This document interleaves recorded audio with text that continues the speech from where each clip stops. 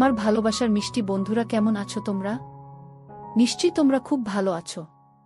তোমাদেরকে মজা দেওয়ার জন্য আবারও নতুন একটি গল্প নিয়ে এলাম। আজকের গল্পটি খুবই মজাদার হতে চলেছে। আমি শিওর বলতে পারি গল্পটি শেষ পর্যন্ত শুনলে তোমাদের দাঁড়িয়ে যাবে। তাই ভিডিওটা শুরু থেকে শেষ পর্যন্ত দেখার অনুরোধ রইল। তাহলে কথা না বাড়িয়ে এবার আসল ঘটনা আসি। আমার নাম শ্রাবণ। আমি নোয়াখালী জেলার সোনাইমুড়ি গ্রামে থাকি। পরিবারের সদস্য বলতে কেবল আমি আর আমার মা। আমরা এই দুজন ছাড়া পরিবারে আর কেউ নেই। বাবা 2 বছর আগে ডেঙ্গু জ্বরে মারা যায়। গ্রামের দক্ষিণ দিকে আমাদের বাড়ি। আমাদের বাড়ির পরে আর কোনো বাড়ি নেই। ক্ষেতখামার, পাহাড় জঙ্গলে ভরা, যেখানে প্রয়োজন ছাড়া কেউ কখনো আসে না। বাড়ির সাথেই কয়েক কাঠা জমি থাকায় আমাদের মা ছেলের সংসার কোনোমতে চলছে।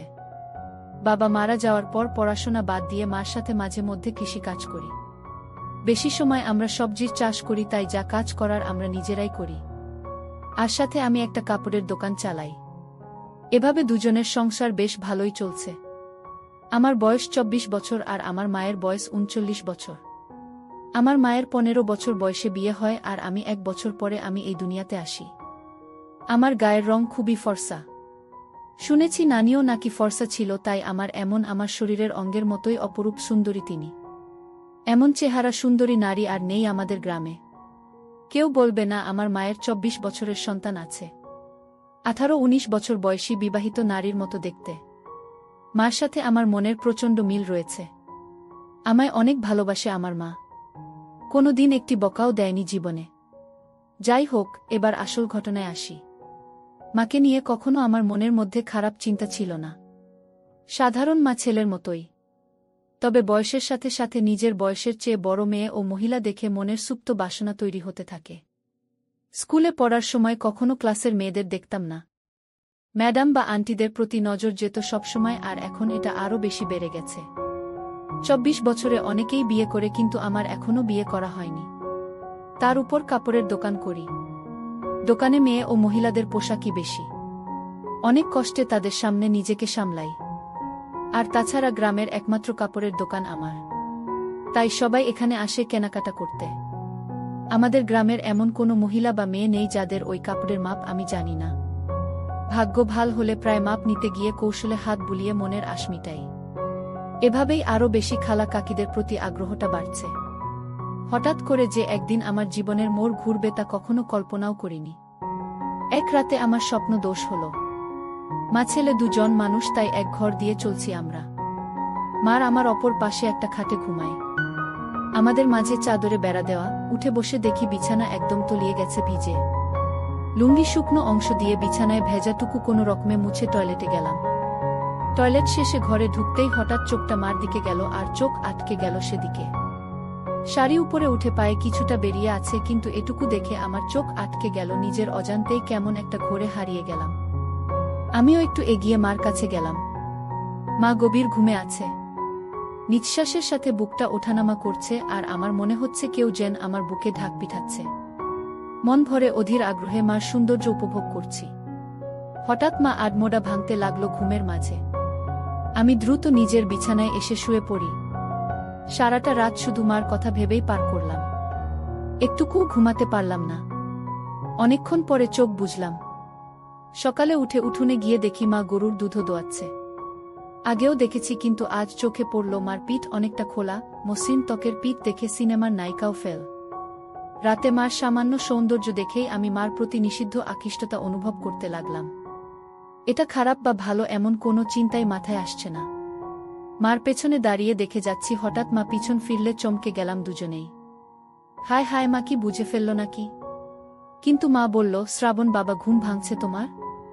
তোমাদের বলে রাখা ভালো, মা আমাকে সব সময় বাবা বলে ডাকে আর তুমি করেই বলে। যাই হোক, আমার কথা মনে হলো না যে সে বুঝেছে আমি কি করছিলাম।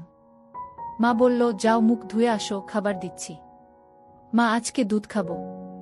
এই দুধ খাওয়া। আমি মনে মনে অন্য কিছু বলতে লাগলাম। আমার ডাকে সম্বিত ফিরল। মা বলল, এই দুধ খাবি? এখন দোহাইতাছি, গরম না করলে খাবি কিভাবে? আমি বললাম, আমি এভাবেই খাবো, তুমি খাইয়ে দাও। আচ্ছা আসো। এই নাও পাগল ছেলে। মা গ্লাসে করে দুধ ঢেলে এগিয়ে দিল। মা মুচকে গেছে আমার চুলায় দিয়ে বলল, এখন যাও হাত মুখ ধুয়ে আসো, খাইতে দিব। আমি হাত মুখ ধুয়ে খেতে এসে মাকে বললাম, আজ আমাকে খাবার দাও। মা অবাক হয়ে বলল, আজ কি হয়েছে তোমার? আমি বললাম, কেন মা? মা বলল, খাওয়াই দিতে পারবা না। কি বলছো? তাহলে এমন জিজ্ঞেস করো কেন?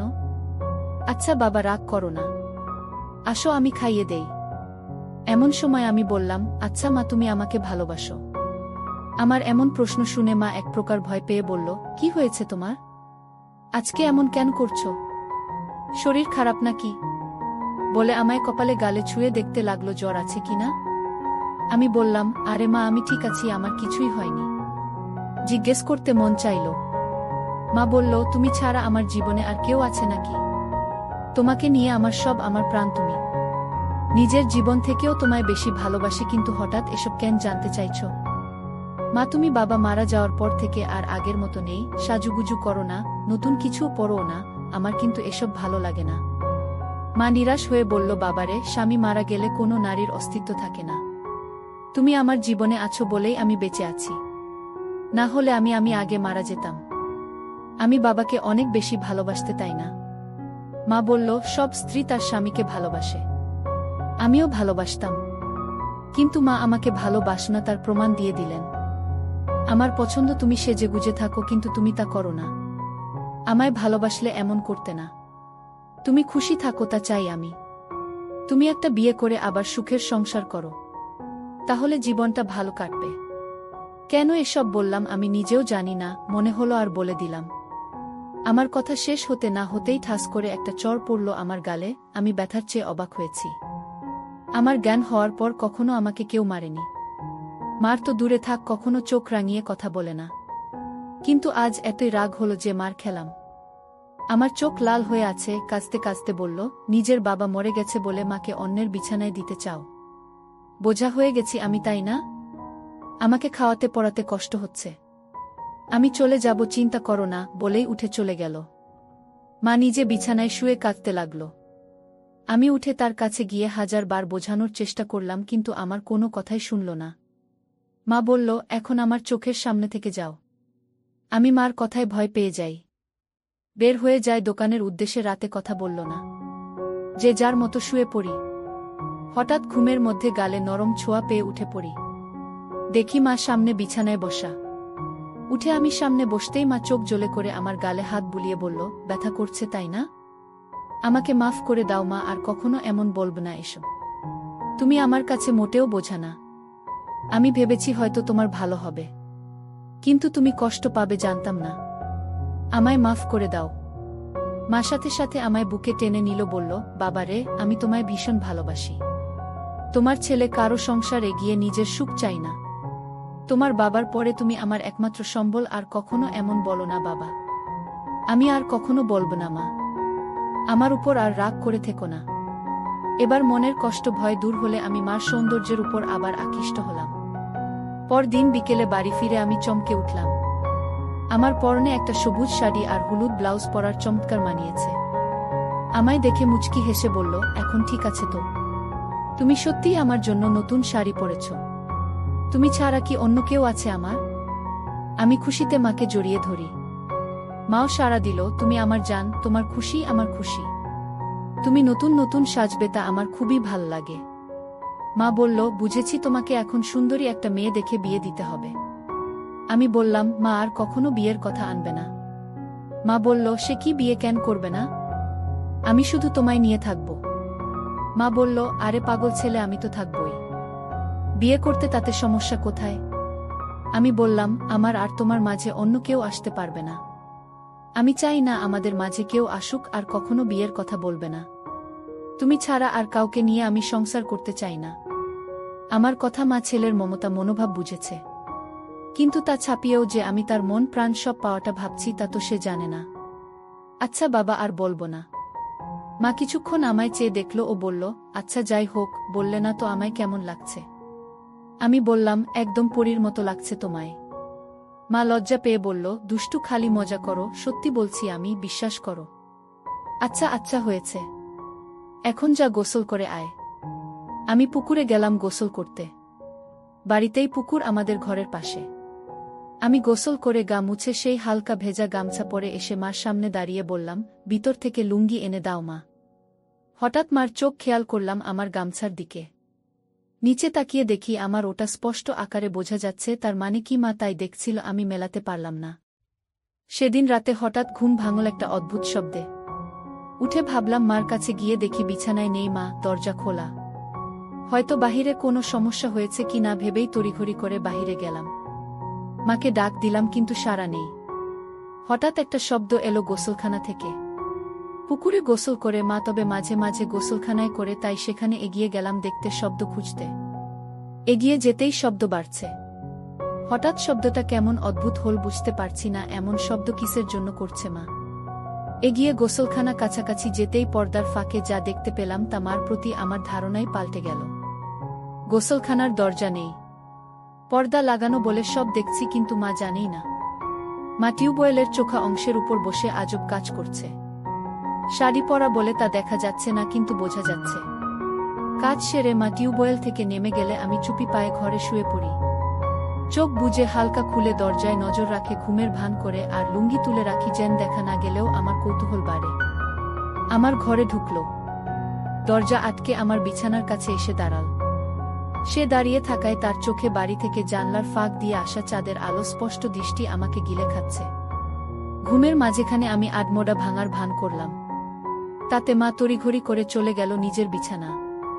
আমার মন খুশিতে নেচে উঠল মার আমার প্রতি এতই আকর্ষণ দেখে। কখন যে মার কথা ভাবতে ভাবতে ঘুমিয়ে গেলাম বলতেও পারি না। সকালে ঘুম ভাঙতে উঠে দেখি মা এখনো ঘুমিয়ে আছে, কিন্তু অবাক করা বিষয় দেখে মাঝখানে চাদরটা সরিয়ে রাখা। মাকে দেখে আমার চোখ আটকে গেল। আমি মাকে ডাকলাম, মা উঠো, সকাল হয়ে গেছে তো। আজকে এত সকাল হয়ে গেল এখনো উঠুনি যে। মা ঘুম থেকে চোখ মেলে উঠে বসল, কিন্তু সামান্য বিচলিত নয় আমায় দেখে যে তার কাপড় ঠিক নেই। স্বাভাবিক গতিতেই কাপড় ঠিক করে বিছানা থেকে নামল। মা এত দেরিতে উঠলে, ক্লান্ত নাকি? পরিশ্রম করা হয়েছে খুব, তাই ক্লান্ত। এখন ভাল লাগছে। আমি মনে মনে বললাম, কি পরিশ্রম তা তো জানি। এই চাদর সরালো কে? আমি সরিয়েছি। ঘরে আমরা ছাড়া কেউ নেই, তো চাদর রেখে কি হবে? আর যে গরম পড়েছে, এভাবে চাদর থাকলে আলো বাতাস চলাফেরা করে না।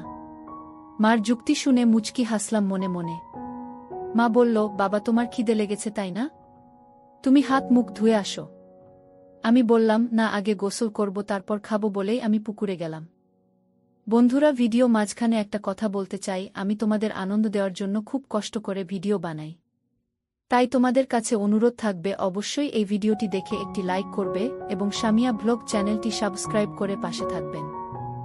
আজ গামছাও নিলাম না, গোসল করে ভেজা কাক হয়ে এলাম মার কাছে।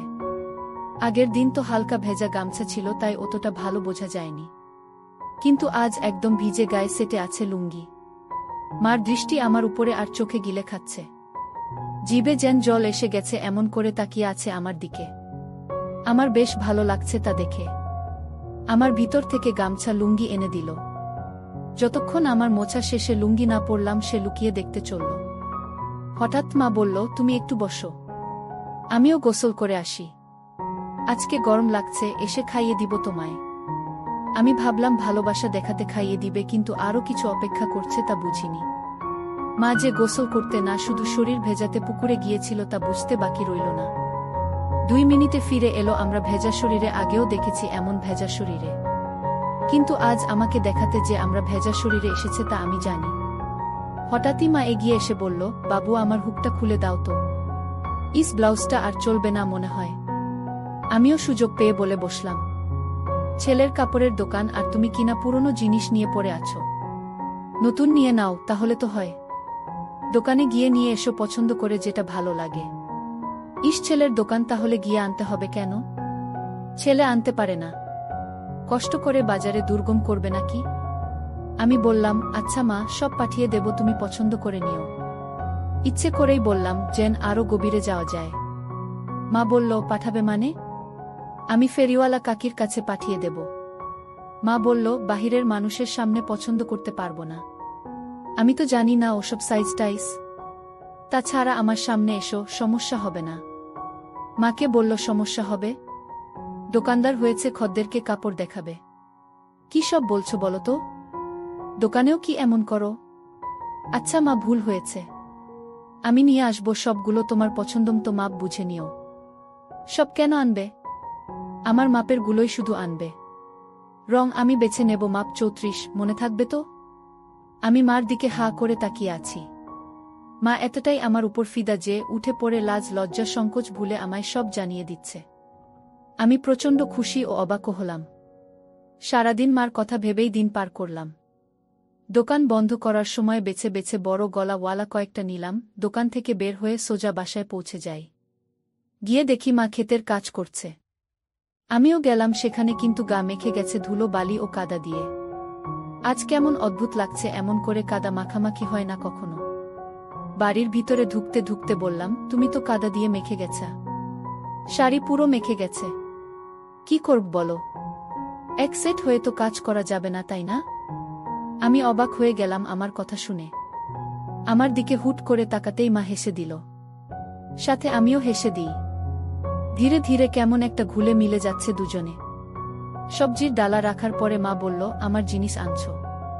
আমি বললাম, আনছি মা, পরে দেখো, মাপে না হলে পাল্টা আনবো। মা বলল, মাপে হবে। বিশ্বাস আছে তোমার উপর, বলেই মুচকি হেসে চলে গেল ঘরে। আমি বাইরে দাঁড়ানো। একটু পরেই মার ডাক দিল ভিতরে। যেতে যেতে ভাবলাম মজার কিছু হবে, কিন্তু মা হতাশ করল। মা হাতে একটা হলুদ শাড়ি আর গামছা। মা বলল, তুমি একটু বসো, আমি গোসল করে আসি। বলেই আমরা পুকুরে চলে গেল। কিছু না ভেবেই চলে গেলাম। একটু পরেই পুকুরের কাছে ঝোপঝাড়ে গিয়ে দাঁড়িয়ে উকি মারতেই চোখ কপালে উঠে গেল। আহে, কি সুন্দর লাগছে বলে বোঝানো যাবে না। হঠাৎ একটা পিঁপড়া কামড় দিলে আচমকাই মুখ থেকে উহ শব্দ বের হয়ে গেল আর ঝোপঝাড় একটু নড়ে গেল। মা একটু চমকে গিয়ে এদিকে তাকালো, দেখতে লাগলো এদিকে। পরক্ষণেই আমায় অবাক করে দিয়ে মার মুখে একটা মুচকি হাসি দেখতে পেলাম। মাথায় ঢুকল না। মা কি আমায় দেখে ফেলেছে? হঠাৎ নিচে পায়ের দিকে তাকিয়ে দেখি আমার শরীর পুরোটাই মার দিক থেকে দেখা যাচ্ছে। আমি প্রচণ্ড লজ্জা পেলাম ধরা পড়ে, কিন্তু মা তো আমায় ধরা পড়তে দেননি দেখে খুব ভাল লাগলো। মা এবার দেখালো কারিশমা। আগে পানিতে একটা ডুব দিয়ে পানি থেকে উঠল। তখনই আমায় আকাশ থেকে ফেলে মা অকল্পনীয় কাজ করল। ডাঙায় উঠে দাঁড়িয়ে আগে আমার দিকে তাকিয়ে একটা অদ্ভুত মুচকি হাসি দিল। এই প্রথম আমার মার এই সৌন্দর্য দেখে আমি অবাক। আমি দ্রুত ঘরের সামনে চলে যাই ও দরজায় বসে থাকি। তখন মা এলো, আবার অবাক করে আমার সামনে এসে দাঁড়িয়ে মুচকি হেসে বলল, খিদে লেগেছে বাবা? আমি বললাম, হ্যাঁ মা। তোমার এত সময় লাগলো যে? তুমি জানো না বুঝি? আমি বোকার মতো তাকিয়ে আছি মার চোখে। দুজনেই একটু আগে বিষয়টা জানি, কিন্তু কেউ স্বীকার করে এগোতে পারছি না। সময় নিচ্ছি, কিন্তু মা এক ধাপ এগোনো হয়ে গেছে। আমার দিকে এক প্রকার এগিয়ে এসে বলল, কি দেখছো বাবু? আমিও লজ্জা সংকোচ কাটিয়ে বলি, তোমার জন্য এনেছি, ওগুলো পড়লে ভালো লাগবে। মার মুখে মারাত্মক একটা হাসি এনে বলল, কেন, এগুলো ভালো লাগে না আমায়? ভালো লাগে, কিন্তু আমি যা এনেছি তা এর চেয়েও সুন্দর মানাবে তোমায়। বেশ নজর রাখছে দেখছি আমার উপর। মা আমায় সুযোগ দিচ্ছে। আমি তা ভেস্তে দিলাম না। আমি বললাম, আমার খদ্দের তুমি, কোথায় কেমন লাগবে তা আমার দেখার দায়িত্ব। মা চোখ পাকিয়ে বলল, তাই তাহলে তো গ্রামের সব মেয়ে মহিলার দিকে দেখা হয়ে গেছে। আমি হকচকিয়ে গেলাম, কথা সত্যি, কিন্তু বুঝলাম মার খানিকটা জ্বলন হচ্ছে। তাই আরেকটু জ্বালাতে বললাম, সবারই কি আর দেখব? যার জন্য সাধারণভাবে যা দেখা লাগে তাই দেখি। টাকা দেয় ভালো জিনিস দিতে, বুঝে শুনে ভালোটাই দিই। আমি ওকে সবার কাতারে পড়ি। আমাকেও কি টাকা দিতে হবে? আমি মুচকি হেসে বললাম, যদি খদ্দের হয়ে থাকো তাহলে দেবে টাকা। মার অধিকারে টাকা নেওয়া পাপ। তুমি কি হিসেবে চাও? ঢিল মেরেছে। এবার ঘুঘু ধরা নিজেই পড়তে চায়, তাই ঢিল নিজেই গায়ে লাগাচ্ছে। আমরা তা দেখা যাবে। তুমি বসো বলেই আমরা ভেজা শরীর নিয়ে ঘরে চলে একটা। কিন্তু দরজা খোলাই আছে, কখনো এমন করেনি, কিন্তু আজ করেছে। 2 মিনিট পরেই আমার হঠাৎ তাকে ভয় পেলাম। ভাবিনি এত তাড়াতাড়ি থাকবে, কারণ এত তাড়াতাড়ি কাপড় পরা হয় না। তাহলে ডাকলো কেন? ভিতরে আসবো? হ্যাঁ এসো। আমি মন ফুরফুরে করে এগিয়ে ঘরে ঢুকেই চোখ জল হয়ে একটা। আমার মনে ঝড় উঠে একটা। আমার প্রতি এত সদয় দেখে আমায় নিজে থেকে দেখাচ্ছে বলে গর্বে বুকটা ভরে গেল। আমি মার সামনে গিয়ে দাঁড়িয়ে আছি। এমন সময় আমার গলায় সে বলল, কি হলো দোকানদার? ঠিকই তো এনেছে দেখছি। এতই ভালো মাপ কি করে আনলে? আমিও আমার সামনে খদ্দেরদের সাথে যেভাবে কথা বলি সেরকম বললাম, এত বছর ধরে ব্যবসা করি, জানব না? অন্যদের তো মাপ নিতে হয়। আমার লাগলো না যে। আমি তোমার কি অন্যের সাথে যাই? তুমি আমার সামনে সব সময় থাকো, আগাগোড়া সবই তো দেখা আছে। কথাটা আচমকা বলেই ফেললাম, যদিও এখনই বলতে চাইনি। কিন্তু আমার মুখে তা শুনে দুষ্টু হাসি। যাক, ভালো এনেছা। তোমার গায়ে ফিট হয়েছে তো? কোনো সমস্যা হলে বলো, অন্য মাপের আনবে তাহলে। একদম ঠিক আছে, কিন্তু একটা জিনিস বলা দরকার। কি বলো বলো? আমার উত্তেজনা দেখে আমরা হেসে দিল মুখে হাত দিয়ে। আমিও সামনে লজ্জা পেয়ে বললাম, কি জিনিস মা? আর কোনো সমস্যা না। একদম মাতামাতি হয়েছে, কিন্তু আমার আরেকটা টাইপ করার ইচ্ছা। না তো তুমি জানোই। তবুও একবার মাপ নিয়ে নাও। আমি আমার মায়ের প্রতি এতই আহ্বান দেখে মুগ্ধ। মা তার গায়ে ছোঁয়ার সুযোগ করে দিচ্ছে। আমি এতই মুগ্ধ যে তাকিয়ে আছি। তুমি মনে হয় মাপ নেবে না? সরকার করেনি? আরে না মা, এই তো নিচ্ছি। এক প্রকার দৌড়ঝাঁপ করে ফিতা এনে আমার সামনে দাঁড়ালাম। অন্যদেরও তো স্বাভাবিকভাবেই মাপ নেই, কিন্তু আমার সামনে সে বুক ধরফর করছে। কোনো পাশ থেকে শুরু করব তাই বুঝতে পারছি না। এতই পাগল হয়েছি যে কিসের জন্য মাপ নিব তাই জিজ্ঞাসা করিনি মাকে। মা মুচকি হাসছে আমার কাণ্ড দেখে। কি হল, হাসছো কেন মা? কিসের মাপ নিবে তুমি জিজ্ঞেস করছো? ও তাই তো। কিসের? জামার। পাগল ছেলে, তুমি যে দোকান করো কিভাবে জানি না? না, এই ধরো বলেই আমার হাত দুদিকে ছড়িয়ে দিল। আমি একটু ঝুঁকে পিছন দিয়ে ফিতা এনে বুকের উপর রাখলাম। এখনো তাই করিনি। আমরা তাও বলল, আর তাই আমায় বুকে একটা কাঁপুনি হলো আর মুখে পাগলাটে একটা চাননি। আমার চাইনি দেখে মা একটু বিরক্ত হয়ে বলল, কাস্টমারদের সাথে এমন আচরণ করো তুমি? একটা মাপ নিতে এত সময় লাগে কেন? যত যাই হোক তুমি তো মা। তাতে কি হয়েছে? কাজের জায়গায় বাহিরে হলে কি এতই স্বাভাবিকভাবে তোমায় বলতে পারতাম? তুমি নিজের পেটের সন্তান, তাও যদি এত রংচং করো। লাগবে না, যাও। বলেই আমার সরে যেতে নিলে আমি হাত ধরে বলি, আচ্ছা এসো মাপ নিচ্ছি। কত রাগ করে গো? নয়তো কি করব? বাহিরের মানুষের কাছে গিয়ে মাপ দিব? আচ্ছা হয়েছে, এসো হাত সরাও। মা বলল, পারব না। পারলে তুমি সরিয়ে নাও। আমার এই অভিমান অনেকটা ভাল লাগলো। আমি এবার সংকোচ কেটে গেল, তাই আমিও এগিয়ে গেলাম। বন্ধুরা, আজকের গল্পটি যদি তোমাদের ভালো লেগে থাকে তাহলে অবশ্যই ভিডিওটিতে লাইক করতে ভুলবে না। আর এরকম নতুন নতুন গল্প পেতে আমাদের সামিয়া ব্লগ চ্যানেলটিকে সাবস্ক্রাইব করে পাশে থাকবে।